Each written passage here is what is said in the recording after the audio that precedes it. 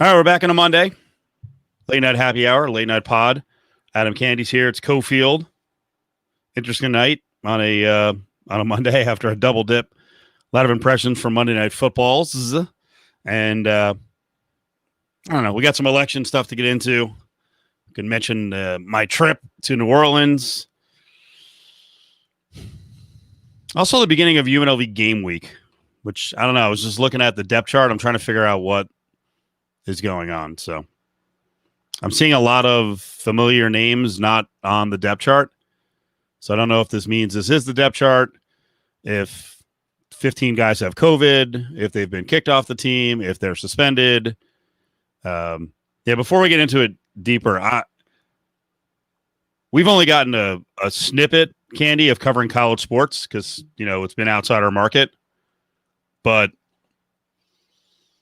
this cloak of secrecy that college football is now working under, I don't know if I can deal with it. I'm just going to say it. I'm going to say it right now because I think they're all taking advantage of it, and we've seen it in the Big 12 and especially the SEC, where week to week you have no idea who's fucking playing, and a lot of times you get releases like day of game. This is going to be really weird with the Pac-12, the Big 10, and the Mountain West Conference. Look right in the backyard and see what happened with UNLV. Right. Well, while you were out of town, the UNLV story breaks about them having multiple positives for COVID-19. Okay, no big shock, right? I mean, most college programs have had some level of having to deal with this. But it wasn't like UNLV came out and said it. Like, it had to be questions coming in from the RJ saying to them, hey, by the way, you guys had positive COVID tests? And them saying, yeah, well, we've had multiple. Well, what does multiple mean? Well, it means less than 2.5% of the program. But don't turn this into a math equation. Just be transparent about it. Just be upfront about what's going on. But that is so anti the college football, especially football, the college football cloak of secrecy that you just talked about. It does not fly with the idea of coaches as dictators who rule their worlds and all of the information that flows in and out of them. And we need more than that, right? It's not just us as fans or us as bettors or whatever it is. It's your opponent, right? San Diego State deserves to know what it's getting itself into dealing with UNLV, just the same way UNLV deserves to know what it's getting into with San Diego State. I had one of the San Diego State guys reach out to me, or San Diego media guys. He's like, hey, come on Monday and let's talk about the game. And I'm like, I can't. I don't know what's going on. Like, right. I have no idea who's playing, who's not. I'll let you in on I sent over a text today, and I was like, okay, are Noah Bean and Gio Faulo playing against San Diego State? Noah Bean has a 1-game suspension going back to last year for the Reno fight. Faulo has a 2-game suspension. No answer. I'm like, no answer. Like, they're suspended unless something mysterious happened and the league overturned the suspensions. Just give me some info. I don't know, man. I know that Arroyo comes from a big-time program that can operate under different rules than what we're used to, but I hope that that's not going to become the norm around UNLV, because I don't care what the pedigree is. This coach has won 0 games here, has no cachet. You have nothing other than a contract in your hand right now, and I hope that that's not what we're going to get into. And the reason that I have concern is just based on the COVID situation and the fact that there was no transparency about that. And, I'm sure you've heard the same things that I've heard about the way that it was handled, and they're not encouraging. I really haven't heard anything. It was just my experience the last day or so. Yeah. Brady, did you read that somewhere that they were suspended for non-con games only? That makes no sense. In fact, the 2-game suspension for Faulo would actually make more sense now, because that would mean he'll have to miss the Reno game. The game that he got in trouble in, he will have to miss the game against the arch rivals. Oh, he's saying pure sarcasm. Yeah, I mean, to me, and it's the same thing with the Reno guys. Anyone who received a 2-game suspension will miss the UNLV game this year. So we'll get into it more. It'll be interesting. Again, I don't want to jump to conclusions, and I'm sure more information will be forthcoming. Marcus Arroyo show will actually air this Wednesday, the first coaches show this Wednesday at ESPN Las Vegas. So that's cool. Candee and I will be on tomorrow from 2 to 5 before World Series game number 1, So we'll hit on Monday Night Footballs a little bit. I want to talk some of the contests around town. Boy, I'd like to talk about what's going on with some VSiN hosts, but I'm not sure you're at liberty to do so. I got a little bit on that. Oh, I gotta tell you, Steve. I mean, can you talk about it, or are you forbidden? No one has told me not to talk about it. I mean, there are plenty of people around that world talking about it. All right, well, let's get into it. So no, this isn't because Kevin Bitter's like, don't hold back. I'm not holding back. I don't work for VSiN, so I don't know if they've like put a muffle order, a gag order on everyone who works at VSiN. But all I saw when I was on vacation, I saw the initial story was dude Gil Alexander was claiming that the Westgate screwed him over. Then I looked all week to see if a Westgate rep was on with Gil, because that's what I would do, right? If you've got a trouble with a sports book and you're a national/local personality, you probably should go right to the source and hash it out on the air. But I don't know. Maybe I missed it. The only time I saw a Westgate rep go on over whatever this issue was on with Mitch and Paul, and then Paul started coming up with different nicknames for Gil. So that's about, I know a little more, but that's about what I know. So that's the setup. So apparently we've got host warring at VSiN, and now we've got, I guess one of the hosts there is pissed off at Westgate, and I had also heard that he flamed through William Hill, which is kind of interesting for business and from a journalistic standpoint. Yeah. So for anybody who's not following this thing closely, the long and short of this is quite a while ago, before the original French Open date, Gil had placed a futures bet on the French Open. French Open obviously got postponed months because of the pandemic, right? And then it so happened that the player that he had put the futures bet in on won the tournament, but won the tournament months later. He had multiple futures bets across town at different books. A number of them honored the bets, and Westgate did not honor the bet. And Westgate pointed back to a tweet that one of its traders had put out months ago saying, no action on any of this stuff. So, Gil goes back and forth with some of the folks over there at Westgate, doesn't get the answer that he wants. And, you saw what the next step was. It comes out on the air. And then Mitch and Paul have their say, and there's stuff that goes back and forth on social media. And it's, it seems like a situation that in some ways didn't have to get to that point. That any number of people could have handled it any number of different ways. And that's not to go after Gil. That's not to go after Mitch and Paul. It's more to say like, hey, there had to be a better way for all of this to go down, because I mean, it's any book's prerogative to, to go by their rules and say that, their house rules were that there weren't going to be action on the bet. Okay. Well, I think part of what I'd say in response to that is that they needed to be a little bit clearer, not just with Gil, but with everyone, about what was going on there, about the fact that refunds were essentially available for all these bets, because there are probably some folks who put down futures bets that didn't land. And I don't know if anybody's going out of their way to contact those folks to say, hey, by the way, you didn't actually lose. That's a push. Like, come back and get your ticket. Interesting. So I guess if you're covering this if you're a radio host, do you not try to cover both sides and have someone on from Westgate?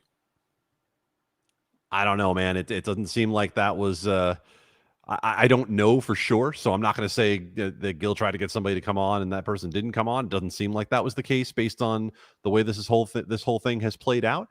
I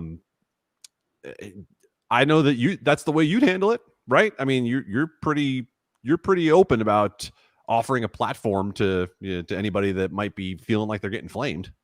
Well, here's the problem we have developing in town, and it's going to develop around the country.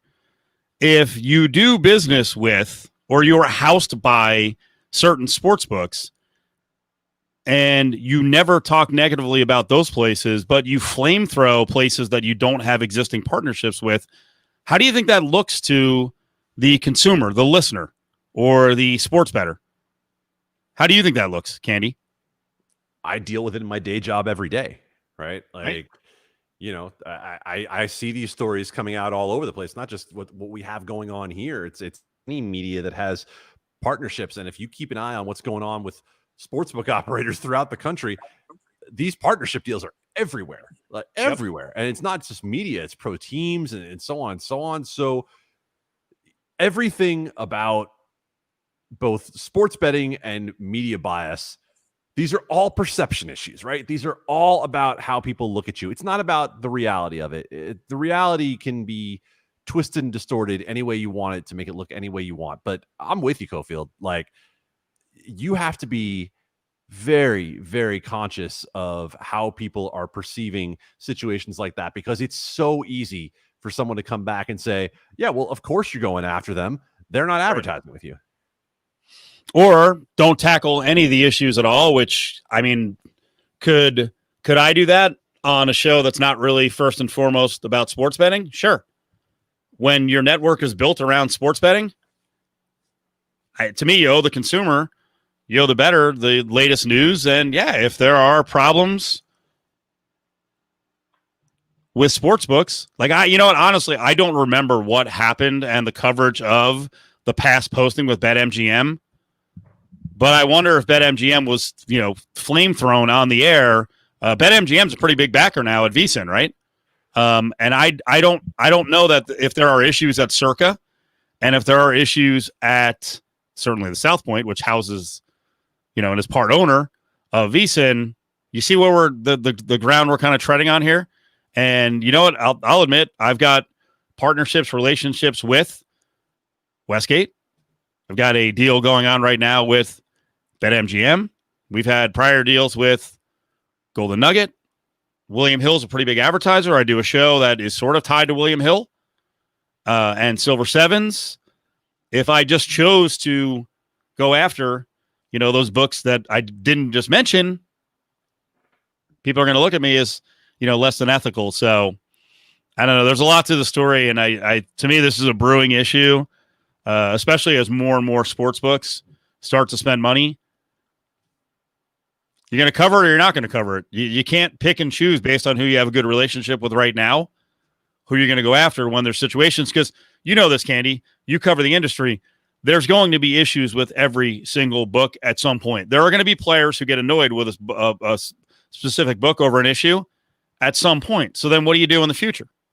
So let's run down what we already know, like not just with Vegas books, with books across the country, right? We've had multiple issues with FanDuel, right? We had an issue with FanDuel about an NFL bet 2 years ago about them putting up a ridiculous live line that ended up costing them $75,000. They had another pass post issue come up with some soccer lines. I don't need to go any farther with that. DraftKings had a giant mess 2 years ago with grading bets for the sports betting national championship, where essentially some people who paid $10,000 entry fees were not able to get their money moved over from early games to late games. BetMGM had everything you just talked about with the Korean baseball situation, with the pass post on that. We're dealing with this with Westgate. There was just an article today in one of the industry publications that's a competitor of mine, where they gave Krakenberger a platform to flame William Hill. I mean, to go all the way after William Hill. And there was some stuff in there that, frankly, I was not all that comfortable with. And you know what? He's another one of the big culprits around town because he picks and chooses. He's gone after William Hill 4 years. And I don't know why anyone gives him a platform, especially with, we know that his business is not just him betting. Come on. He's got other ties. There's a story behind that story.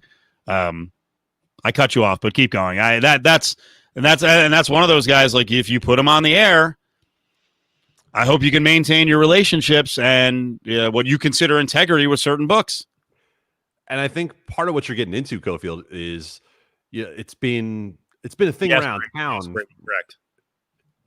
Yeah, it's been a thing around town, right, for years, where it's natural for media and the guys behind the counter to have relationships, right? It's just sort of the way things go, and there have been advertising deals that come and go. Well, this is becoming big time stuff now, right? Like, this isn't just a small deal at the LBC. Like, these are national media deals, and these are serious dollars, millions and millions of dollars, and they're keeping places afloat. They're take him to new levels. So yeah, I mean, there's a question in house how you handle these things. Again, this is something that most of the media has dealt with, not just the sports betting media, and that is that fine line, that editorial line. The battle between editorial and the business side of things, and it's getting more and more skewed because companies are just trying to stay. Well, first of all, we're all greedy, so they want to make money, but in a lot of cases, they're just trying to stay in business. That line gets skewed, and believe me, I would hope within most companies there is still a healthy battle between sales, business side versus editorial. I'm starting to feel like the editorial side doesn't really nut up very often at some places.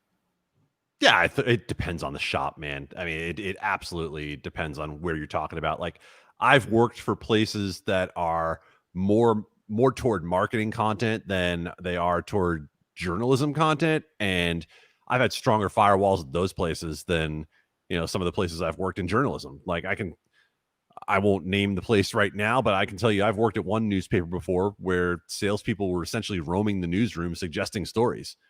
Like, that's garbage. That's complete and total garbage. And we've all dealt with it if we've worked in the industry long enough. But when we talk about sports betting in particular, when we talk about this issue, look, it's an uphill climb. It's an uphill climb locally. It's an uphill climb nationally for people to respect it as legitimate, for people to understand that it's something that does not just happen with, the guys with the cigars, trading cash over the counter. Like, yes, there's a history of that being where the industry came from, but this is something that is going to be out there prominently, and the perception means more than everything. And that's why FanDuel, when it had legitimate reason with that $75,000 bet that went up in Jersey a couple of years ago, they could have dug their heels in and tried to fight it.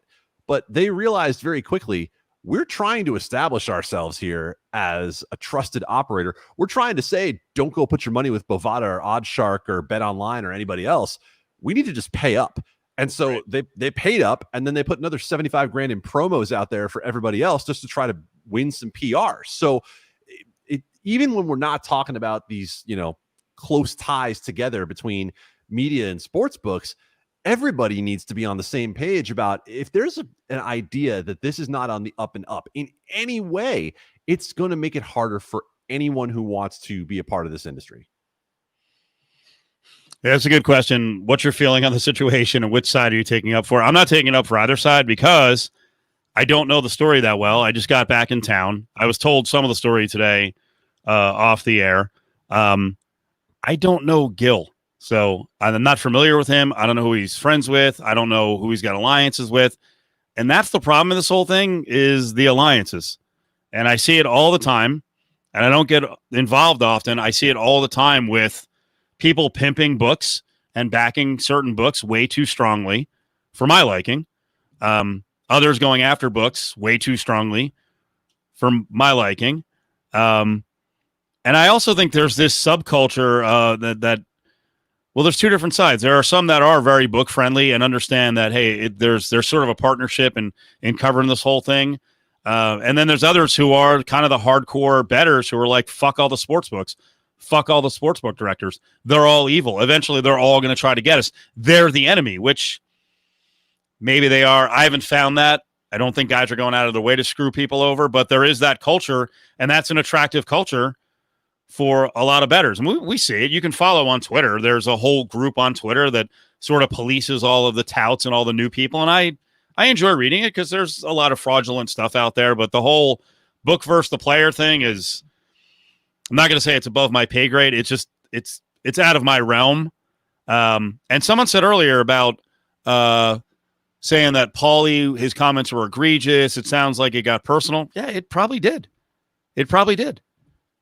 And I'm sure there was personal stuff on the other side, the initial part of the story. Again, I guess I'll go with a Trump approach. Rumors doesn't mean it's true. Just rumors I hear. Like the initial discussion, these are just rumors. I don't know. The initial discussion between or over the disputed ticket that, hey, it got canceled and you were supposed to get a refund and you were supposed to rebet it at a new number. I heard it escalated pretty quickly. Like, hey, I don't want to hear it. Fuck you. I'm going to blow you up on my radio show. So I don't know what happened. I do know if that did happen, and I hear a lot of that too, this whole do you know who I am? I'm going to mother blank you on the air. I think is really childish. And I think it's also really bad for the rest of the radio industry. But you know what? Here's the thing, Candee, as you know, there are no rules anymore. There are no rules. Like what I grew up with in terrestrial radio and relationships and the business side of it and journalism and ethics. I don't know. I didn't grow up in the podcast world. So we're doing a podcast now. I don't know what podcast rules are. I don't know what podcast respect is for relationships. Is it more admirable to just have no relationships and F it? We're just going to cover the story. So I don't know what podcast rules are. I didn't come from that world. So I don't recognize a lot of the media world that I participate in now, and I have to constantly learn what the evolving rules are. Because if I want to go back 20 plus years to the first newspaper job that I had, if I turned in a story that didn't have at least 2 sources talking about what the story was, it wasn't even worth putting it to my editor because it wasn't going anywhere, right? And it doesn't have to be both sides. It just had to be, I had to verify everything with multiple people, right? And that's just one example of how the lines have blurred. We laughed. You probably did too at the idea of blogs. We're like, blogs? What the hell are you talking about, blogs? Nobody's going to get their news from a blog. Nobody's going to get their news from some guy in his bedroom writing on the internet. Yeah. And when it comes to the relationship part of it, like, I think it's become harder and harder for people in the media industry, for people in the sports industry in general, but especially in the media industry, as jobs have shrunk and people see their livelihoods going away from them, it has become harder and harder to resist having certain relationships that are going to make it easier for you to maintain a job. And that is not talking about anything at VSiN. That is just talking about the industry in general. That's print, that's broadcast, and it sucks. It sucks. It sucks because that is not the industry that I got into this to be a part of.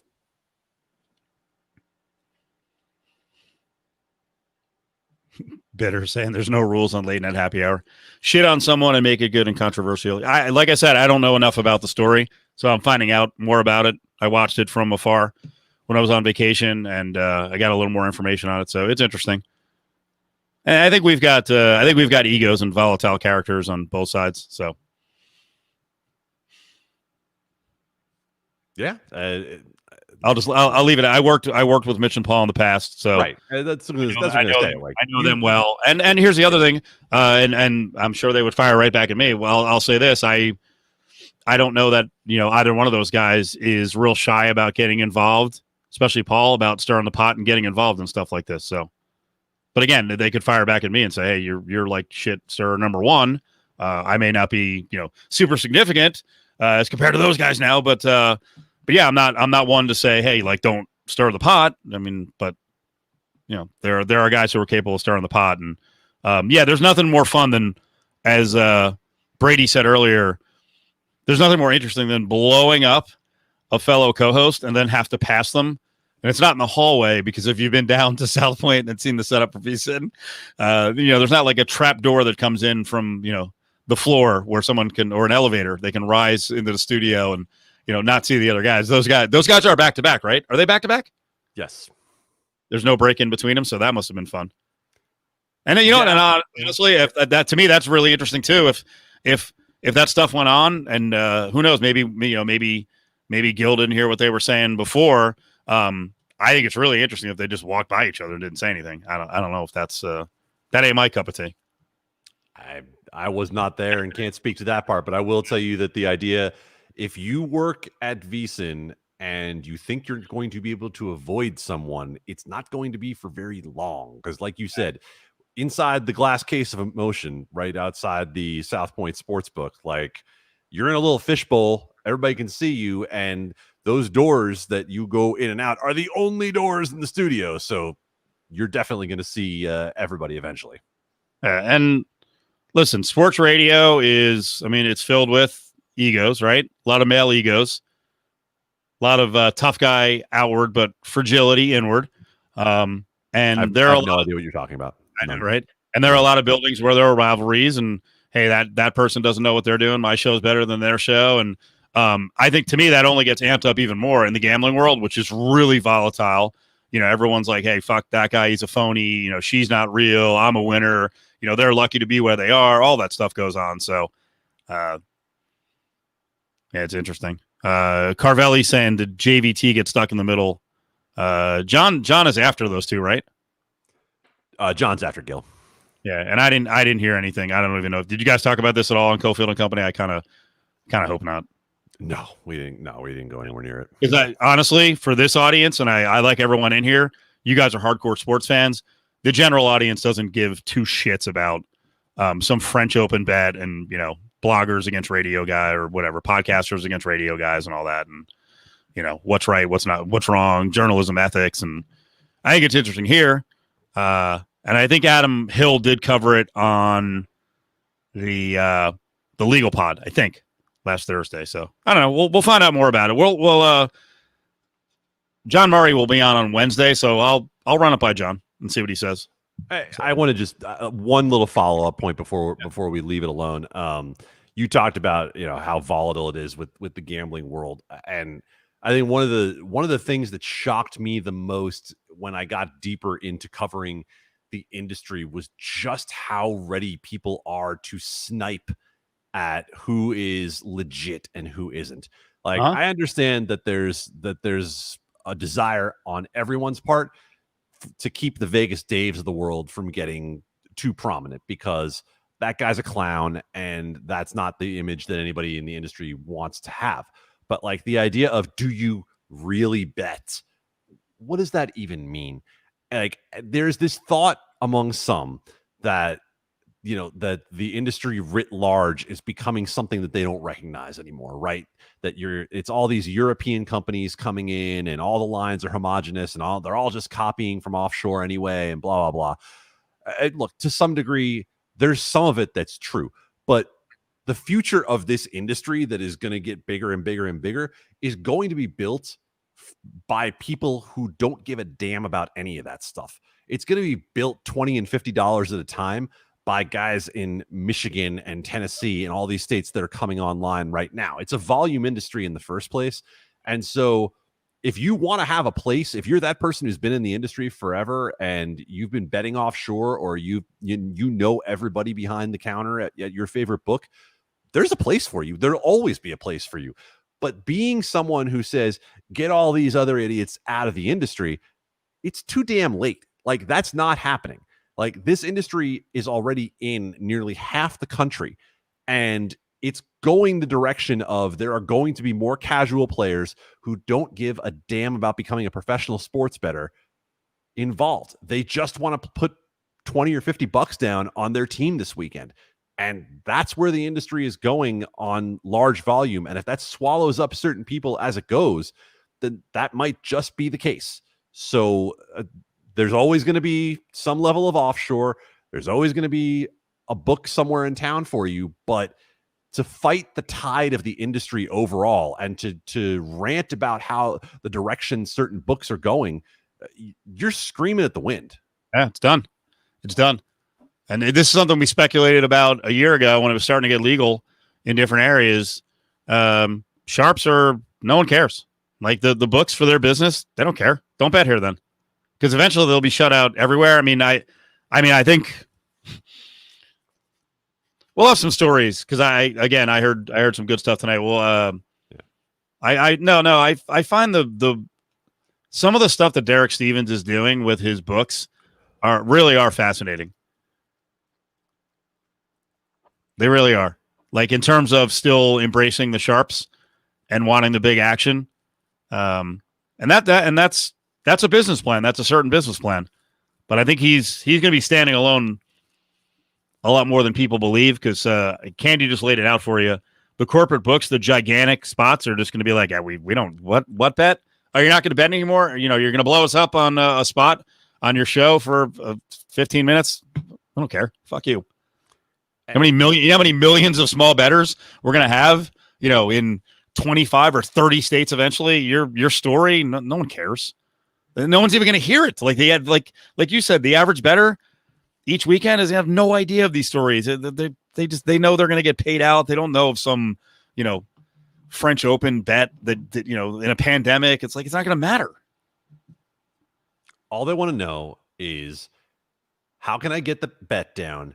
And they want the safety and security of knowing if I bet my money with this book, I know I'm going to get it back. Like if you've been following the whole 5 dimes thing lately, I don't want to get too deep in the weeds on stuff that people don't care about. But like, get into it. I want the audience to hear it. I want to hear it real quick.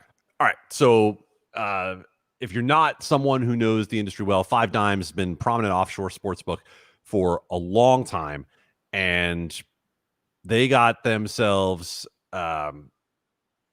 let's say involved in trying to get into the U.S. legal market recently.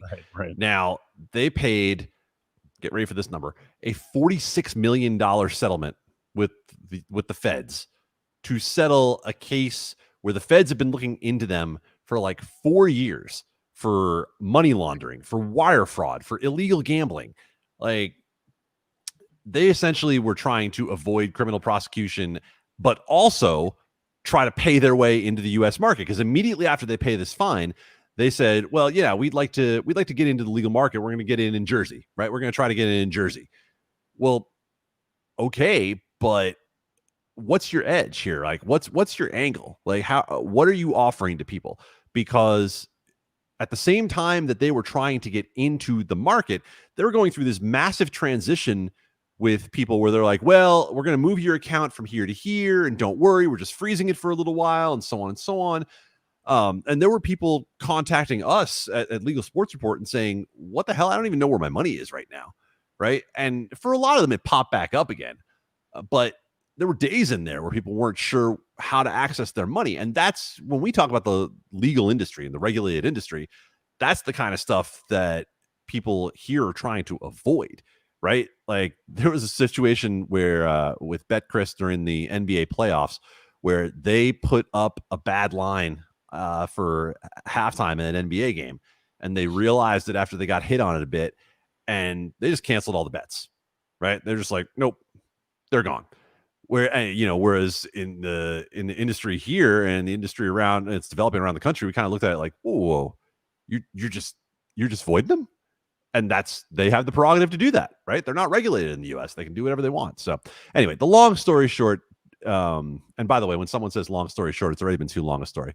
But the long story short here is that, when we talk about this situation of like the sharps and their bets and who cares about it, it's such a narrow slice, dude. It's such a narrow slice. And they're the loudest people on Twitter. And so people pay a lot of attention to them, and great, like so be it. But if you're trying to fight the idea of nobody's going to be able to be sharp anymore, like these books really don't care. Like they want to have action, sure, but if you are someone who is waiting to try to scalp them all the time, they don't have to have you there, right? And there are certain one of these people online, some of these Twitter folks who you watch them long enough and they're like, oh, I got limited here, I got limited here, I got banned here, I got banned here. It's a trend. It's not an isolated occurrence. Like, why did that happen? That's good. That's good stuff. So have you been tracking the contest at all? Circa Super Contest, just to see how people are doing. Oh yeah. I mean, every here's a smooth transition. Every week on VSiN, I work over there on Saturdays and Sundays. And so we're tracking all that stuff every weekend. We're talking about, who the top selections are and how people are doing, and just how sharp. I mean, the first quarter in the Circa contest, my God, someone had to go 19-1 to win the quarter. It was amazing. It's crazy. I see the Circa leader right now after today is 25-4-1. That's a start. That's a 30-game start. In the freaking NFL. Yep. This year in the NFL. Which is, I think, so much harder than years past. Although, are there some things we can jump on that maybe you never jump on in the past that may be easy? What do we do with the Jets the rest of the way? Is this going to be a historically bad ATS team? Because clearly Are they trying to go out and lose on purpose? Like 100%? No. But are they doing every little tweak they can to help push them towards L's? I think we're starting to see it, which I find the New York media, and maybe, listen, the New York media is, I guess, just doing what they need to do to sell papers and get ratings. So if they want to ignore what's happening, which is this is a tank, and, react each week by this is the worst team ever. Never seen a Jets team like this. Fire Adam Gase. I mean, I guess if that's what sells, advertising for them, gets some ratings, sells newspapers, fine. But come on. Everyone around the Jets has to see what's happening here, right? Dude, how could they not? Like, Adam Gase is a moron. You keep him on board. They just took one of their starting defensive tackles, and they're like, get the fuck out of here. Here, Buck. Do you see what happened with him? Do you see what happened? They trade their starting nose tackle after the game. They played in Miami. They trade their starting nose tackle after the game. The dude is like, I'm not even getting back on the plane. He grabs a rental car and drives straight to Tampa. Like, get me the hell out of here as quickly as possible. All right, so how do we play this? In the Super Contest and in Circa? Like, when do you start having hesitation? Because I looked at it today and I was like, all right, early number I saw was Bills 11. I didn't check in the last hour, but at last I saw it was 12.5. Like, I don't know. I think there could be a couple of teams where you're like, this is so freaking hopeless. And it's not only the tanking thing. The other thing we've got to start taking into account, and it's almost like I'm lecturing myself on this, that we've got to start taking into account is there are teams that have had such awful cluster injuries, and like the guys who were hurt in the cluster ain't coming back. So the teams I'm talking about, we're talking offensive line. We saw the Cowboys tonight. Between the Cowboys, the Eagles, and even the Patriots, like if you're down 3 or 4 or 5 of your linemen with almost no chance of any of the 5 coming back, like, is there coaching? Is there possible depth that can actually make that team or have that team recover? Can you see it? Especially the Cowboys with Mike McCarthy as the coach? Dude, I'm sorry. I'm very upset that you are slandering the first place Dallas Cowboys in the NFC East. I know. It's amazing. First place. Yep. Lost one of the single ugliest games I've seen in the NFL in a very long time tonight. And first place in the NFC East. All right. How do you deal with the Jets going forward? Let's start there. I want to go back to last year, right? This is how we were talking about the Dolphins last year. Mm-hmm. We were talking about the Dolphins as, oh my God, can you set the line high enough, right? You remember what the line was in week 2 against the Pats? 17. Okay. 17. The 17. And just like, I thought it was entertaining to play a teaser where I played him up to 23. Just because I was like, yeah, what the hell? You're never going to see this again, right? So I just threw it out there as a leg on one teaser just because I thought that was fun. Look, they're terrible. You know that. We all know that. You don't need to watch much football to see that. But the narrative on this thing gets taken way too far out. And that's how I look at playing them the rest of the year. The difference from 1 to 32 in the NFL is not like the difference from 1 to 32 in college football. Like, the gap is just not that wide. Yes, the gap between the New York Jets and what will we say next? Maybe the Giants, the Jaguars, like, those are probably the teams I'm looking at next in terms of bottom 3. But there's going to come a point where it gets to be too much, right? So look at the bill. You said Bills and Jets, right? So just look at week 1, right? Those numbers that you just mentioned, the 11, the 12.5, Jets would have covered both of those. So I think you need to be true to your power ratings and look at what's truly out there for these teams. Like you said, for the Jets, if they don't have Mekhi Becton, if they don't have Sam Darnold, then yeah, they might be a clear tank team, but that doesn't mean that they're not going to be within 2 touchdowns of another NFL team every week. So in terms of how you handle them the rest of the way, I don't think you handled them all that differently than how you handled them coming into the year. And I use Miami as a cautionary tale from last year, because remember, We thought that team was going to be horrendous. They switched, Fitzpatrick comes around, and all of a sudden they win 5 of their last 9, and they're not the tank job that you thought they were going to be, and yet they still get to it. And maybe I'm too connected to the Jets as a fan. I'm getting too fired up about how bad they are. I'm fired up for the tank.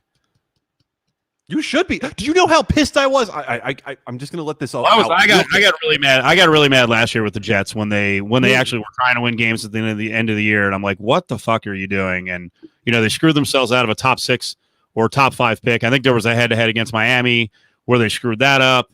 And they wound up slipping enough, and then of course they take a mammoth left tackle who's got motivation issues, and he's been dinged up, and they pass on some really good wide receivers who would be good building blocks for the future and would help out Darnold. So, all right, I held my rage back for a second here. The Giants won this week. Why? Why are you winning right now? You must have loved Rivera going for 2.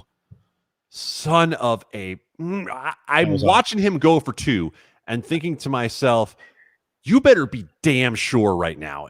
I want the Giants to lose. Of course I want the Giants to lose. But the Giants scored 13 points on offense. They had 108 passing yards and won a game. But you know what? I have to remind myself that as much as they should be tanking, if they don't 86 Gettleman after this year, he'll still screw up getting a top 3 pick. Justin Fields will be on the board, and he will be salivating to take a lineman. So, and Daniel Jones will still be back there. So, anyway, to your point, how are we going to handle these teams, right? How are we going to handle a team, let's say, like the Dallas Cowboys, who tonight played one of the worst games you will ever see on both sides of the ball? You got to be realistic about what you're seeing, right? You got to be realistic when you look at the skill position players they have. Take Zeke and his fumbles out of the equation. That's variance that will change. Don't light up Zeke over how this went, because that team was losing this game tonight with or without the fumbles. They're down 3 offensive linemen, and all we've talked about for 2 years at least is how good the Dallas offensive line is. It sucks. It sucks, and they can't protect Andy Dalton, and they can't open holes for Zeke.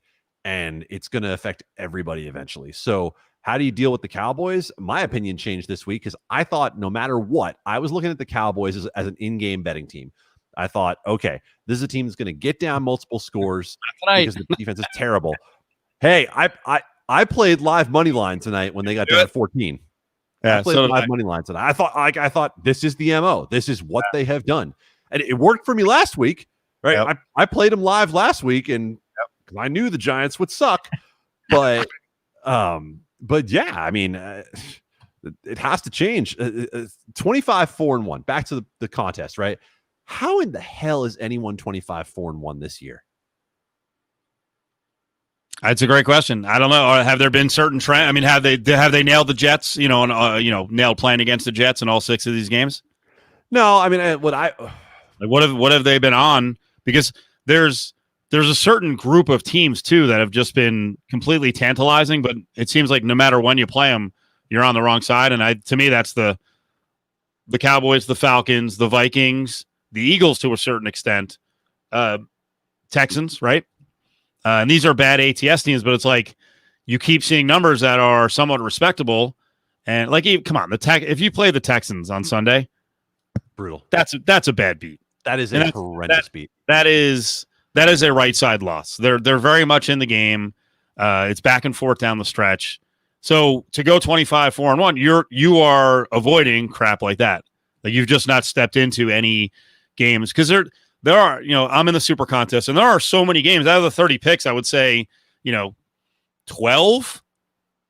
I think I'm probably being conservative. 12 of the 30, might be half of the 30, have gotten to a point where, in the last 5 minutes, it could have gone either way. That's just the way the NFL works. There's so many freaking close games, an extra point here or there. I mean, for anyone who bet the Chiefs tonight, right? We have the Chiefs in the super contest. I'm watching. Yeah, I'm watching, and I'm like, is this goddamn guy Butker? And the fact that he missed another extra point, is that really going to cost me a chance to get a win with the Chiefs? because he's now missed 4 extra points. Like, how do you handicap for that? They're a super team with a kicker who was put in a position against the Chargers to make 3 straight 56 to 58 yarders, right? Because timeout. He made all 3. Now he can't make an extra point? Like, how do you factor that in? Key numbers have changed, haven't they? Like, key numbers are not what they were in the past, not only because of kickers who suck, because the extra point has been moved back, but coaching decisions, right? Now, let me start right from the top here. Romeo Crennel was right. He made the right decision. Not according to Rich. Hey, dude, they lost, man. Rich Gannon said they lost. They lost the game. That was a bad decision. Bad decision. Had Rich got a touchdown and we're able to tie the game with a 2-point conversion. Bad decision. Yeah. Result he's thinking. Yeah. Had you, Rich, had you watched what the Tennessee offense had done the entire day? Romeo Crennel, the former defensive coordinator, knew damn well his team couldn't stop anybody. And so what's his choice? His choice is, do I go to end the game right now, or do I make it harder on Deshaun Watson to do what he's going to do anyway, and go on Ryan Tannehill and do what he's going to do anyway, and go down the field and score and extend this game? They didn't want this game extended. Look at Watson's reaction after the coin flip in overtime. He knew it was over. He knew when they lost the coin toss that his defense sucks so bad they weren't getting the ball back. So Tennessee put up 600 yards of offense. Point being, when you talk about how are you going to account for these kickers and how are you going to deal with the super contest, and there are certain teams that, I don't know, Steve, there are certain teams that I just don't know if you can touch, right? And I don't know if it's based solely on the variance of how they perform week to week, like a Minnesota. I don't know if it's based on certain coaches that you don't want any part of, right? Like, I don't want the Broncos because I don't want Fangio, right? I don't want Fangio making decisions for me. That was unbelievable. That game, we're going to get into the Patriots more tomorrow on the radio side, but the Broncos and Fangio and game management and the play calling. I mean, I want to.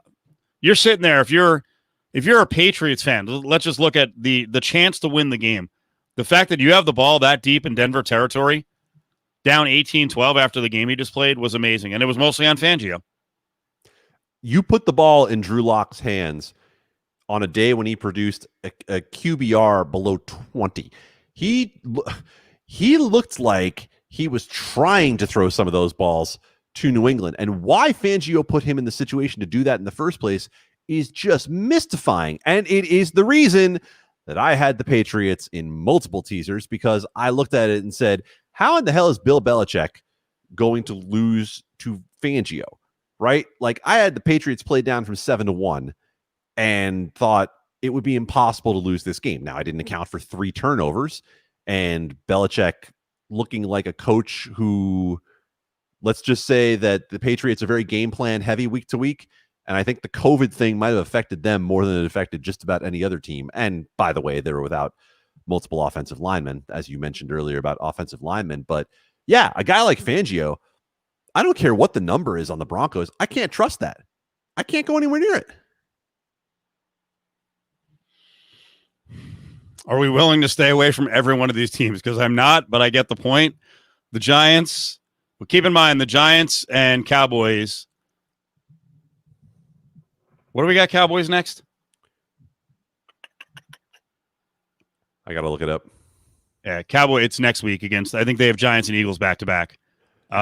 Yeah, because, the Giants have the Eagles on Thursday night this week. So Giants, Eagles, and then Giants, Cowboys, I think the following week. Are these all stay away teams? Football team, Texans, Jets. You know what? I don't agree on the Bears. But they're a stay away team. I don't think the Bears are a stay away team, because I actually think it's not going to be all that long, maybe even starting now, where fading them is going to be a really smart choice. Right. Is that the angle you're coming at it from, or do you like them? Depends on the matchup. I do like their defense, so most of the games are going to be rock fights. I would tell you, I don't think that a lot of these teams are actually becoming more and more attractive from a total standpoint too. So that's one of those things. Totals are normalizing, and it's not just where the numbers are being set, right? Like unders coming into tonight were 7-4 on the week. They were 6-6 last week. Like that crazy overtrend is dying down. Looking at the list that we've got right there from Mike, the one I'd actually point out is the football team. I think you know exactly what you're going to get from the football team for the rest of the year. That is a reasonably good defense that I think is going to be able to keep games close. And that is an eyesore offense that is going to accomplish very little from week to week. So I think you're going to get a lot of close, low-scoring games out of the football team. I think with Houston, what you can expect is shootout after shootout after shootout. I don't know about playing the side, but if you're playing a Houston under, God bless you. Chicago, fade them. Starting soon, fade them. I hear you on matchups, and I think you're absolutely right that there are certain matchups that are going to be more attractive than others. But let me just give you this stat. You know I'm an analytics nerd. I throw the stuff like DVOA out all the time. But this one's one that I can't get around. In the DVOA era, going back to 1985, if you look at teams that were 4-1 on the season, Chicago was the second worst 4-1 team in the DVOA era, going back 35 years. And they got a gift last week, quite honestly. I don't think that is a team that is for real at 5-1 at all. So anyway, Cleveland, high variance team. Jacksonville. I don't think there's any variance about Jacksonville. I think they suck. They've come back to what we thought they were going to be. They got the upset win against the Colts, and some of us got fired up about their chances, but Denver, they were not in that game against the Lions. I think Denver's very predictable at this point. Denver's Washington. Denver and Washington are the same team. Yep. Yeah, the teams I mentioned earlier, I'm not jumping on or against the Falcons anytime soon. Nope. I have no idea. Vikings, all over the place. I still think there's going to be a lot of people out there. This is both the Eagles and Dallas who are going to look at those teams. And like I said, they both have massive offensive line issues, and their linemen ain't coming back. Like the tackles for Dallas, they're not walking through that door. They may be walking through with a cast on or whatever, they've had surgery on, but they're not coming back. And the Eagles, their guys ain't coming back either. But I think there's going to be value on both teams because people are going to look at both and go, well, they have motivation this week. It's going to be every week. Look at how bad the division is. They can still win. And neither team is very good. Is Wentz regressing, or is it just impossible to grade him because of what he's dealing with? Like, is Wentz, I'll make an old school reference. Is Wentz like today's Archie Manning, where Archie Manning played behind such a bad offensive line for years and years? People are like, man, we think he's good. He's got some talent. But, he was always on terrible teams because he wasn't surrounded by much talent. I'm pulling up Carson Wentz's PFF grade right now so I can give you the actual numbers on this. He is not regressing. Actually, if you look at what Wentz has done the last 3 weeks, he's started to pull it around a little bit. But I will tell you, I made money on the Eagles this week. I almost made a lot of money on the Eagles this week because I had them on the money line. I got them on the points at one point, as different times, obviously on bets, but it's not just Wentz. You talked about the line. There are a couple of clips circulating on social today of the drops that Carson Wentz had to deal with last week. Oh my God. Yeah. Like balls that cement cans. Greg Ward was he was awful at times. I've been playing him. And someone made reference, Connor Mack made reference, love that we're getting rid of half the league not to bet on. I didn't say that. I gave you 4 on those are the 4 that I gave you that I'm staying away from for now. It doesn't mean that I'm not ever going to bet him again. No, we put up that list earlier. I don't agree what Left Coast Mike said. I don't agree with most of those teams. So yeah, that would be absurd to start wiping out 10 teams. That means you're getting too emotional. Your recency bias. Now, most of the league is still wide open to bet. Of course they are, but you got to look. You got to look at the numbers too. Duh. But there are a lot of numbers out here. I would say the last 3 weeks, the numbers have been way sharper than they were the first 3. I think they were there were so many teams coming in this year where we had no preseason. We're trying to adjust to COVID. And I think that it was hard to know where to set lines on certain teams. But now I think we're getting a pretty good sense of it. I'm going down the line this week and I'm looking at teams where I think that the market maybe hasn't caught up to the way that they're playing. Teams that I do think are interesting. So let's put some teams in as opposed to ruling them out. Right. Don't kill the Lions off just yet. That is a very talented offense that is going to have some week-to-week issues. They play a lot of man defense in coverage. Look at who your quarterback is that's going against them in any given week. I would keep an eye on them. I actually think Carolina is a team. I know they screwed you a little bit this week, but I think Carolina is going to be a bet on down the stretch as well.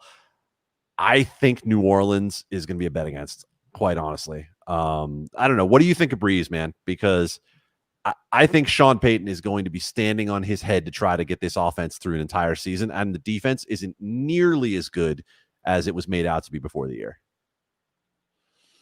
Yeah, they got some interesting problems, don't they? Did anyone see that Michael Thomas stuff coming? Whoo!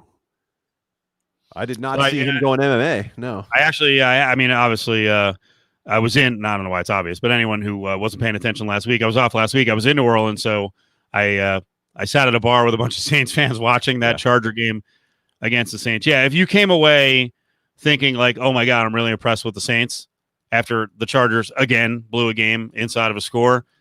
Now, they're that's 7.5 this week is pretty aggressive, and I haven't seen an update. You know, the other thing that was developing when I was down there, the New Orleans mayor is like Sisolak on steroids. Mayor Cantrell has really shut down New Orleans. And it was funny, bouncing around New Orleans, I heard so many of the locals bitching about Mayor Cantrell, and I was like, wow, this sounds like Nevada. And Sisolak, right? Well, she's been so hardcore on the fact that, hey, you don't have open air stadium. We can't open the roof. You're in a dome. Yeah, we're not letting fans in. So I think they're working on a plan to get the Saints out of New Orleans and start playing home games in Baton Rouge. Yeah, which will be really interesting because we know around the SEC things are going really well with COVID. So that should be good. Well, let's stop there for a second. I want to know more about, like, I'm kind of trying to imagine New Orleans shut down. Like what was it like? It was really shut down. The French Quarter.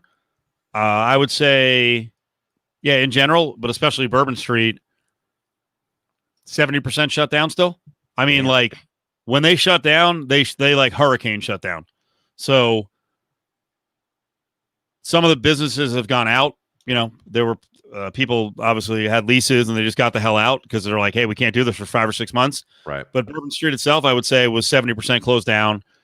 They just changed it 3 days ago, where bars can serve a little bit more. But the week we were there, the bars that were open in the tourist district, you could go in, get a beer, but you had to walk out. You couldn't sit at the bar, kind of like we had, but you couldn't even really mill around the bar. You couldn't even, if they didn't have a lot of tables, you couldn't sit in the bar. So most of what we did was we went out to the outskirt neighborhoods around the French Quarter. And because those are more local joints, the rules are a little bit looser outside the quarter. So it was interesting. We stay on a street that has come alive like the last 10 years, Frenchman Street, which is gigantic on live music.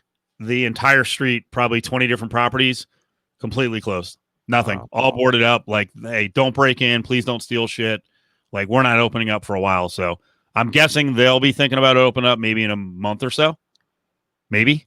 So it's pretty desolate. But the further out you go around the French Quarter, it was fine. I mean, I would say half the restaurants were still closed, so it's pretty closed up. But it's coming back. Do you still get to do any of the kind of stuff that you might normally do on a New Orleans trip? For you, at least. But here's the thing: that's what we normally do. We spend a little bit of time in the quarter. We'll walk around some of the tourist spots there. We don't go on Bourbon Street a lot. We go on the streets that run against Bourbon Street. We find some of those joints, and then most of what we do is go to areas like Uptown and Mid-City, and the Garden District, and Magazine, and Tchoupitoulas, and we actually went up to Lake Pontchartrain just to kind of take a look at it. So yeah, it was cool actually because it forced us out of the quarter and we had to explore a little more. So you kind of did the like come into Vegas but going downtown version, right? Like, you weren't staying on the strip. You were kind of getting to some other areas. Sort of. But this would be the equivalent like I guess if Summerlin and East Las Vegas and North Las Vegas were cool for tourists and you could actually walk around. They're not? Right. The neighborhoods the neighborhoods around the French Quarter are a lot more walkable. So, and there's a lot of cool local bars and historic stuff and still, there's still stuff that's 200 years old, 150 years old. So it's a little bit different. It's an old grungy city. So yeah, exactly. I guess it would be the equivalent of like going to see all the station casinos on the outskirts. There you go. Good call. Good call, Mike. We were really close at Palace.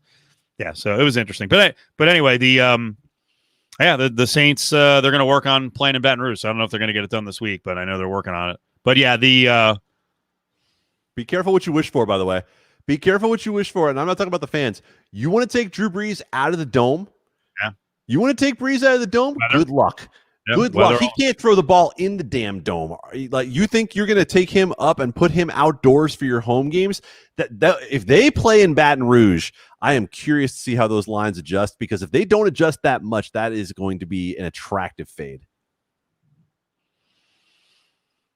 Yeah, on the Saints, even taking out the stadium change, the venue change, they're inflated right now with the numbers. I'm not saying the Panthers are going to win the game, or they might lose by 10 points, but I wouldn't bet the Saints. You got any other teams that look attractive right now through 6 weeks? I'm going to tell you right now, and I want to see how their number adjusted this week. Yeah, it's the team that's coming here next week. The Tampa Bay Buccaneers right now, tonight, if they're not the best team in the NFL, they're the second best team in the NFL. Kansas City, I think, deserves a pass on the last 2 weeks. They got caught off guard by the Raiders, and the way this game got jerked around in Buffalo, and then they had to go up and play in that massive rainstorm today. I don't know that I'm going to knock Kansas City away from the top of the perch just yet, but 38-10 over the Packers. Yes, the Packers were a bit inflated, but that Tampa defense is real. That is one of the best defenses I've seen in a long time at all three levels. They got after Rodgers. Rodgers with pressure in his face constantly did not look like the Rodgers who was going on saying that my down years are, other quarterbacks' great years. No, that was other quarterbacks suck games. The Tampa Bay defense is outstanding. They scored 31 points on offense, 38 total with the pick six, right? They scored 31 points on offense. Brady threw for about 180 yards. They haven't even put it together on offense yet. They're still figuring it out. No O.J. Howard. Mike Evans is still figuring out how to operate when Chris Godwin's on the field. Gronk showed up for a week. So I think this Tampa team is legit. So from a betting perspective, of course, week to week, you got to see how it develops. But right now, I'm looking at 2.5s and 3s on the board for Tampa. I wouldn't have any problem laying that right now, because the Raiders are naturally inflated coming off that game against the Chiefs. This is probably the highest you're ever going to see the Raiders in the market. So yeah, for me, it's Tampa that I'm looking at in terms of teams that I thought Tampa would be a top 10-ish team once they put the offense together.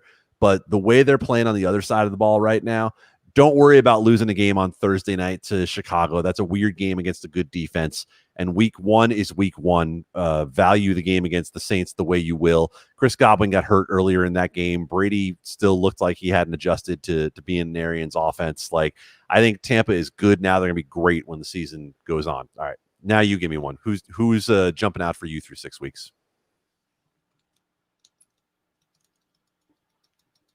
Probably the Steelers.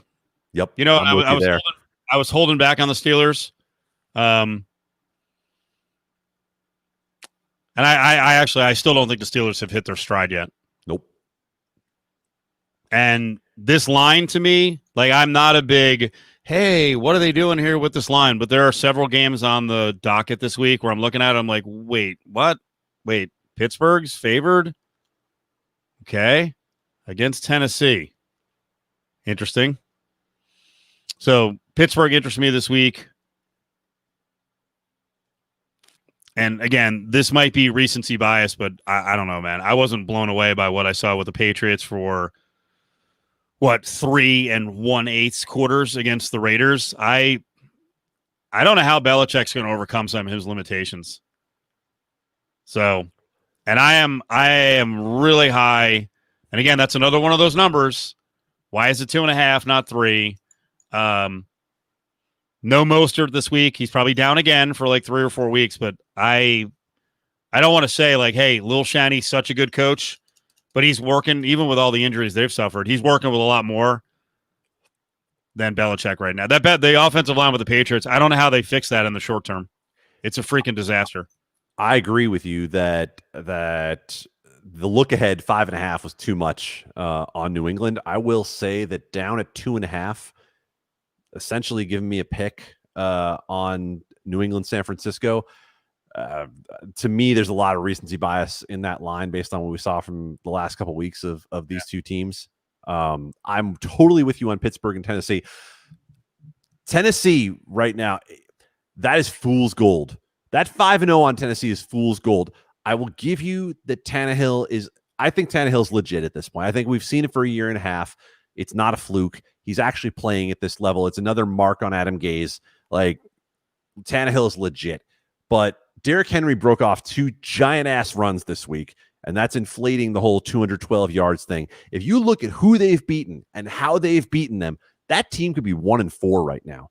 They needed a late field goal in Denver to win in week 1, 16-14. They needed a late field goal to beat that horrendous Vikings team up in Minnesota. They got a gift this week. Tennessee is overinflated. They're not bad. Don't get me wrong. I don't think Tennessee is a team that, they're going to make the playoffs, obviously.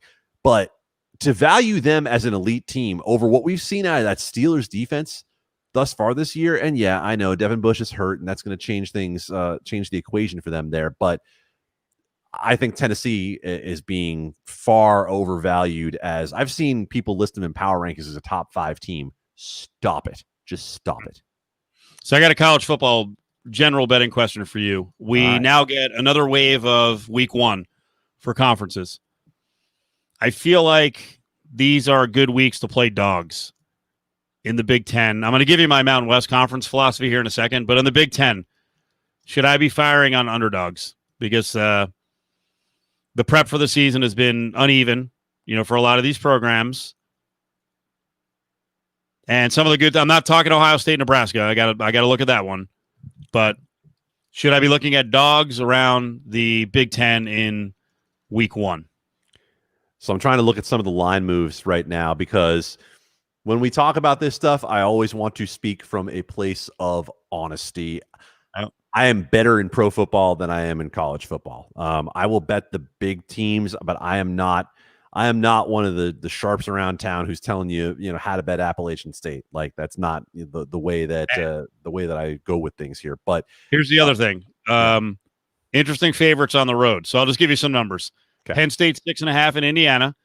Iowa's 3.5 at Purdue, and now Brahms got COVID. So apparently, unless he pulls the Saban and has the miracle and gets it was a false positive or gets a bunch of negatives here, he's not going to coach the game. So Iowa's 3.5 at Purdue. That one's interesting. Rutgers and Michigan State. I knew you were going there, not just because of Rutgers. Now, 2 programs in a lot of turmoil.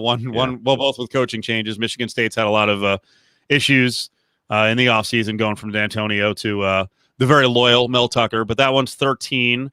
I mentioned Ohio State 26 against Nebraska. Maryland, Northwestern. Ooh. Wow. If you have to bet that game. Well, the Northwestern team I saw a year ago should not be laying 11 points against anyone. That was one of the worst teams I saw all year, and I'm talking they were worse than a lot of the Mountain West Conference teams that UNLV played. And I think I'm missing one. Oh, Michigan, Minnesota, which is probably the most evenly matched game of the week that actually matters. Both in the rankings, for whatever that means. Michigan is 3. I would probably take Minnesota in that one. So I'm looking to go. I'm probably going to go dog heavy and home team heavy in the Big Ten. Yeah, I like home team especially because there's some bigger favorites on the road. Like you talk about that Penn State game, that's approaching territory that I'm not comfortable with on the road in week 1. But you talk about line moves. Okay, so look ahead. Michigan State Rutgers was 16, is down to 13. So we've gone through the key numbers to get down there with Rutgers. I'll leave that to you in terms of telling me what you expect out of Rutgers this year. Let's see where else. You talked about Penn State and Indiana. Okay, now we're talking about a home dog with some move toward them. The Purdue move has to be all about Braum. Yeah, I got to be honest. If you're someone who follows the Big Ten like you probably do a lot closer than I do, then use the information that you have from watching them last year and from what you know. For me, I just don't know enough to get heavily involved in the Big Ten this week. I'm looking more toward SEC and Big 12, where I've got a decent amount of information. Of course, the guys behind the counter do too, but I made my money last week on Alabama. The gap. By the way, I did not. I got, once the Saban kick started to fire home and they got back up to 6, I was like, of course I'm going to take Georgia. And it's sitting there, what was it, 24-20? I'm like, all right, I'm in good shape here. And then all of a sudden, Alabama just destroys them, which, by the way, Alabama, and I think it's been growing on the Alabama side, Alabama, Tennessee, should be interesting. Tennessee is one of the funniest internet Twitter teams going, because I don't know if anyone saw the retweet ad over the weekend, but after Tennessee had won 8 in a row before the Georgia game, all these folks were like, see, they got it right, Jeremy Pruitt. I'm like, they haven't beaten anyone. Shut the fuck up. They still have Jared Garantano at quarterback. Relax. And I said, okay, this is a joke. Next 6, they might go 1-5. And they've come out in these next 6 games, 0-2, and just suffered their worst home loss to Kentucky, who they never lose at home to. I think it was like since 1890. 34-7.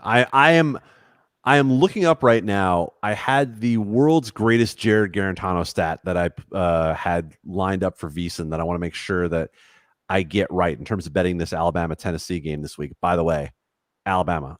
It's already moved 19 to 21, 21.5, depending on where you're playing it. That was the first win for Kentucky at Tennessee since 84.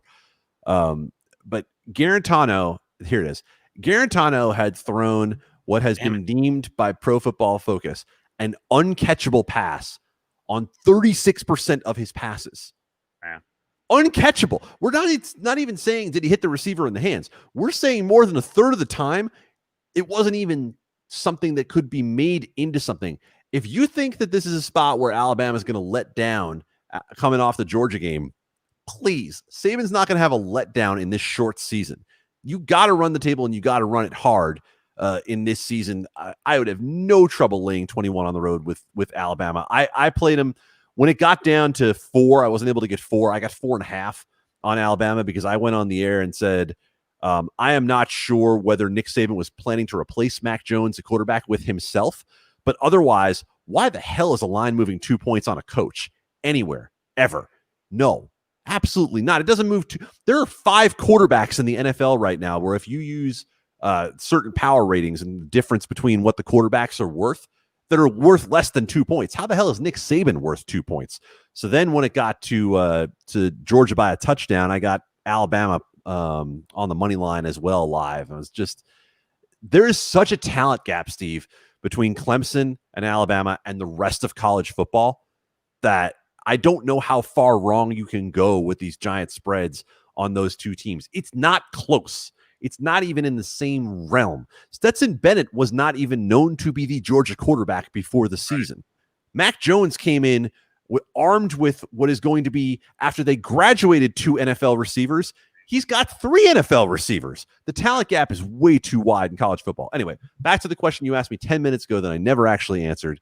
I don't have any problem with your strategy with thinking dogs for these teams that are essentially in week 1, because the gap can't be as wide in week 1 as it's going to be going forward. Now, my philosophy in the Mountain West Conference was, let's go with programs that have some continuity, except it's almost no one. I will say my favorite play of the week, and it opened at 2. I was like, holy shit, that number's way too low, was Wyoming at Reno, and it's already steamed to 5. Yep. So now it's starting to push the limits, but I'm telling you, and I'll say this all year long, I know what you're going to say. The best team I saw all year in person Yep. against UNLV was Wyoming. Wyoming could have beat UNLV and posted 80 points. He took it easy in the fourth quarter. And keep in mind, Wyoming had big time quarterback issues. They essentially, I'm not saying the guy's as talented or that he's an NFL player, but they basically got Josh Allen reincarnate Yep. in Sean Chambers. Their run offense, it's like the field is fucking tilted. They run such a beautiful power run game. They maul people. So anyway, the line was 2. Now it's 4.5. But the other games, you look around. The San Diego State. Would San Diego State fall under? Is that a program because of the switch to Hoke? Like they have continuity, or is 13.5 way too big for a program that wants to run the ball 45 times? They have a different quarterback in place. Because I guess, if my philosophy is right, that, you want continuity, I guess you'd go with San Diego State, on initial look at this game against UNLV. Positive on the UNLV side, I will say, though, and I don't know who's going to start a quarterback. I would start Oblad, but they do have most of their offensive players back. So their offense should be solid unless they're doing something crazy in terms of changes going from Sanchez to Arroyo. I could have even argued for a same game teaser where this opened at 16-47.5 because you asked, is the number 2 big for a team that plays slow like San Diego State? Is the number 2 big for that total, right? Because you just said it. The good side of UNLV is the offensive side of the ball. So if you're looking at this and now it's gone 16 down to 13.5, like if you wanted to just get frisky and have a fun one, you can go up through 21 and down to 41.5. Like, I don't know that you could say that San Diego State's that competent a team without knowing it. We also don't know what we're going to get from UNLV in terms of the COVID situation, right? We don't know exactly who's out and who's not, and they're not announcing that. I'll ask you about another Mountain West game that actually, this is the first one that caught my eye, just because we know that one of these teams has a game and the other one doesn't. Air Force in San Jose. Is San Jose going to take a step forward this year? I can't say for sure because they are going to be moving in a new quarterback. And while San Jose State they stepped forward last year, but in general, they've been bad. They did have continuity. I keep using that word, but they did have the other Love was a pretty solid quarterback. Yeah, he was. I got to delve into what they've got at QB to feel a little more confident on that game. But that is a factor that Air Force has a game under their belt. And obviously Air Force is a giant pain in the ass to play with their style. They absolutely are. And if you have to deal with option in week 1, that's a problem for me. Just from the perspective of the number, laying 7, total of 65. With the way that Air Force blitzed Navy 40-7, like it almost feels like that's not a huge number with San Jose State making a quarterback switch. So that's actually something that would be interesting to me in terms of Mountain West. Anything else that was high up there for you? That's it for now. It's a Monday. It's a Monday. Yeah. I don't want to give out too many leans or likes. I'm also looking at Houston and Navy. I don't know what to read from the Cougars after watching them in a primetime spot against BYU, where they played pretty well for like 2.5, almost 3 quarters, and then fell apart down the stretch. Navy is still inflated based on 1/2 versus Tulane, right? And the number has moved that way. Like opened 11, 14s in most spots right now on Houston. The only problem I have with Houston is that it took them 5 weeks to find someone they could actually play, right? So they just don't have a lot of experience under their belts at this point. And you said it about the Mountain West, but that was my look in college football early in the year was who's got more practice and who's had more games. And that starts to normalize now a little bit, but you can definitely play that in terms of looking at the Big Ten. If I'm looking at the Big Ten or looking at the Mountain West, I'm looking at who's been able to practice, looking at who's been able to get on the field. Yep. This is a hardcore question, but Liberty's playing Southern Miss, and Southern Miss has had a rash of cancellations. I watched a lot of – did I bet that game? Yeah, I did in the second half. And and I don't like Syracuse, so I was rooting against them. I wound up watching a lot of Liberty and Syracuse. Liberty's, I mean, we know Hugh Freeze is a really good coach. Yeah. They can run the ball, man.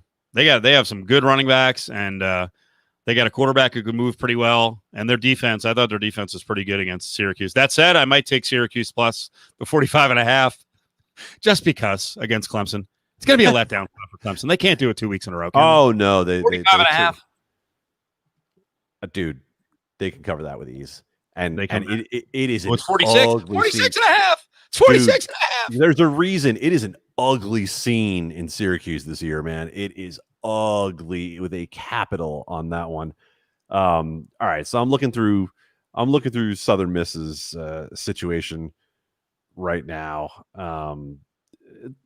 I don't mind the fact that they were able to keep pace with North Texas, but I don't know. The number feels a little big, but maybe you have a better feel for Liberty than I do. I don't know if I have a good feel or not, but it's a 10-point spread. I'm guessing that's going to come down a little more before the game. Hey, I want to close on this because we got a big week coming up, lots to talk about. So we'll save some of the stuff for the show tomorrow, and then we've got everyone back in the fold for 5 days on the late night pod. Has anyone gone out and voted early? What's the scene like? Candee, have you gone and voted? My plan is in the next couple of days. I was kind of trying to wait for the initial early vote weekend to die down. I can tell you that the coverage I saw was that there are a few hundred people in line, like at the mall, to vote. I don't think there's any problem at all with mail voting or dropping your mail ballot off, but I just, for some reason, the spirit is telling me this year I need to vote early in person. Yes. Yeah, I'm not doing mail-in. All right. Just want to see if there's any vibe. Most people are just saying crowd 4 hour Summerlin Centennial. That seems kind of crazy to me.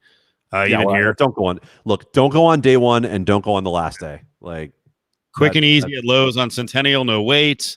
Long line at Galleria Mall. Large numbers today around Centennial. All right.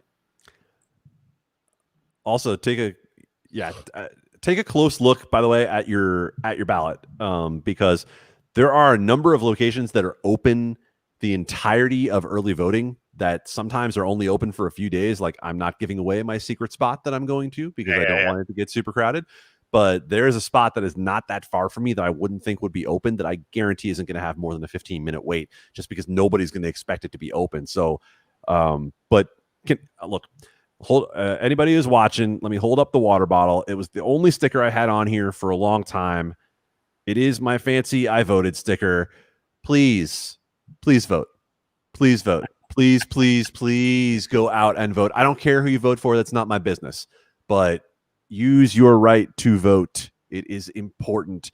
I guarantee there is something that is going to happen in the next 4 years that your vote will affect. Even if it's not for president, if it's for Congress, if it's for dog catcher, please go out and vote. I used to work in politics. Some of you know that. And my pet cause in everything was just saying to people, listen, register and vote. Look at all the people we've seen, Steve. We've seen Shaq. We've seen Snoop. Guys who say they've never in their lives voted before who are going out and voting. Let's get record turnout this year. And it's all been good, right? There's no anyone who's gone out and voted. No shenanigans. No weirdos hanging out. No problems. Nothing. Because I saw Willie Ramirez telling a story, and maybe I'm usually drunk reading Twitter. I think it was okay when I was reading it. I thought he said there were some weird people just kind of, and a lot of times you can go places and kind of turn a situation into a situation with your mood. You know what I mean? Maybe nothing was happening, but Willie said he felt like there were a couple of people looking at him, a couple of jabronis kind of looking at him. They probably just recognized him as Las Vegas media personality Willie Ramirez. He said, this is Willie Ramirez, AP reporter. He said, just dropped off my mail ballot at LVAC on North Decatur. I'm curious, are those loitering near the entry there to intimidate voters by glaring as you walk up? Are they left or right? Do they think they matter? Or do they simply need a chin check by stepping to the wrong person? Are we all good? Has anyone else seen anything out there? Do I need to go my father's route on his daily commute for 30 years, where he made sure to have the big fucking wrench underneath his seat? Do I have to put a wrench in my back pocket? That is the most Jersey thing I've ever heard. He's ready. It was a rough ride, man. I got a wrench. Nobody's gonna mess with me. I don't know. I just know he had it underneath the seat, so he was ready to go. I don't know how many times he used it, but he was ready to go. Here, and by the way, if you're listening out there, if someone is making you feel uncomfortable when you go to vote, either call the election department or walk right. If you don't want to call somebody, walk right into the voting location and tell the people who are there, because trust me, their training is all about making sure that people aren't scared away from the polls. Maybe it's because Willie is yoked. That accurate information. That the problem? 5'7", 278. Are they looking to do a chin check? They're like, who's the lifter guy? Let's get him. Dude, I mean, like, low man wins. That's all I'm going to say. By the way, I have no confirmation that he's 5'7" or that he's 278. I definitely inflated and undershot on both of those. You can figure it out. 5'9", maybe 5'8". He's not 278. I know that. What? 5'7", 278. Good Lord. Is that right? There's cops everywhere? Good. Sad, but good. God, it's midnight. Necessary. Necessary. I can't get the word out. Right. All right. That'll settle it. Well, I'm glad. Candee was here. I'm glad I'm back. So we're here every night this week, Tuesday through Friday, 10:30 Tuesday and Friday, 9 o'clock Wednesday and Thursday, as we're going a little earlier for Justin and Petro. Candee, appreciate it. And anytime, sir. I will see you later today. Yep. Adam and I are on, and I can't do the math. About 14 hours. A lot of hours. Yeah, so get some rest. All right. We'll see everybody. Good job.